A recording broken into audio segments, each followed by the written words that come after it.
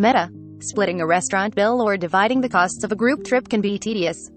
Meta is attempting to make this easier by rolling out its split payments feature to all Facebook Messenger users. The feature, which was previously in testing, will likely be perfect for occasions when you are dividing the cost of something with 2 or more people.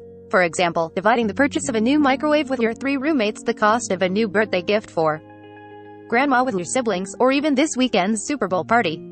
If you or your friends are new to using Facebook payments in Messenger, the feature will ask for payment details, either a debit or credit card or PayPal. Here's how it works. First, put all the payers in a group chat on Messenger.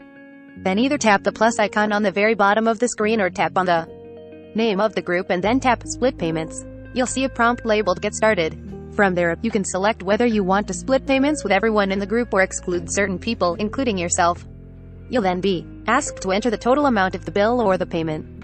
The feature then automatically splits the cost equal between the number of people you selected. If one or more people owe slightly more, you can also manually enter in a different amount.